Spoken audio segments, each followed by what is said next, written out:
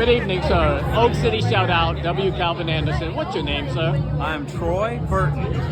Troy Burton. Please tell me the name of your organization. We are the Historic Resources and Museum Program, and we're within Parks, Recreation, and Cultural Resources Department. Is that that's Raleigh oriented? Yes, sir, that's correct. So it's City of Raleigh government, and Parks, Recreation, and Cultural Resources is a department, sort of like solid waste or transportation, and then within that department is our program. And we manage all cultural resources in the city that include Mordecai Historic Park, City of Raleigh Museum, the Pope House Museum on Wilmington Street, Pullen Park, a lot of folks are familiar with that, the Carousel over here at Chavis, as well as Latta University Historic Park, a newer park that will be opening soon, over in the Oberlin neighborhood.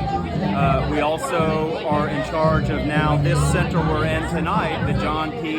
Top Green Community Center. Wow.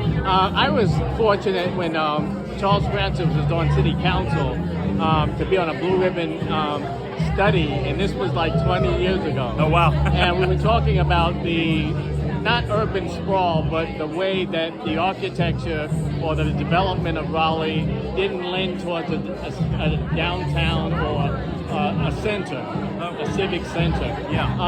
How do you think we're going to be able to recapture a sense of unity with the global school system and all of the spread of the city, so in terms of zip code, to kind of pull culture together so that we can appreciate how your work is being done, but then how do you pull that together? Because Raleigh is no longer 70,000 people. That's right. That's right. We're really in this transitional period from, a town to a city to capital. now a full-blown municipality, right? And in many ways, we're struggling with how do we manage these spaces that make us singular and unique, and juxtapose that with this development, this constant demand for tearing down, rebuilding. And it's happening everywhere. And it's not everywhere. just here. I don't know that there's any easy answers. I think one of the things that our program is good at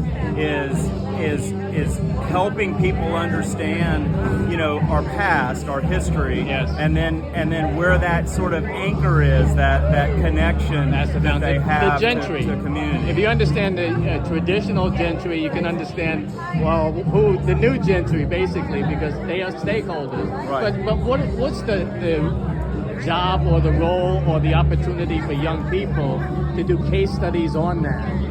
Oh gosh, well, I think we have a lot of interns that work with us for the various universities. We're blessed in this area, I don't need to tell you this, to have all of these research universities right here in our area, and even the universities just across the street, Shaw and St. Augustine, that have this wealth of talent. And of course, the young folks are our future, and the more that we can get them interested in spaces like this that matter and why they matter, and then to be invested in their future. Our kids can handle it. I visited Moore Square. I have 2 masters in education, but I also sub. And visiting Leesville, Moore Square, Southeast, the kids are ready, but we're sort of not giving them the case studies and the opportunity to let them earn their way to the table as at least avid listeners. Right. Well, I think some of it is just, in government, I think we do a very, very good job of being thorough, of being bureaucratic, of being genuinely responsible, but maybe at times not being great communicators. Well, I mean, we're responsive to growth after COVID, so we can't really beat ourselves up too much. That's true. I agree. But I think young people now aren't necessarily gravitating towards government. They're not necessarily gravitating toward careers that we have. They don't see it sexy. When I go into the class, I said, make a difference and make some cash. Right.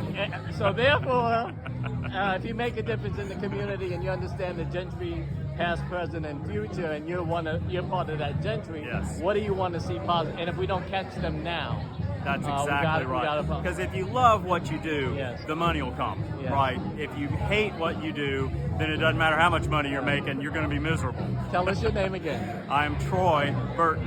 And tell us the name of It's the Historic department. Resources and Museum Program within the Parks, Recreation, and Cultural Resources Department. And how do we contact you? You can reach me by phone, 919-996-4772. Email troy.burton, B-U-R-T-O-N, at raleighNC.gov. Or just, I'm at our spaces all the time. All right. Come see me. Oak City Shoutout. Thank you. Thank you.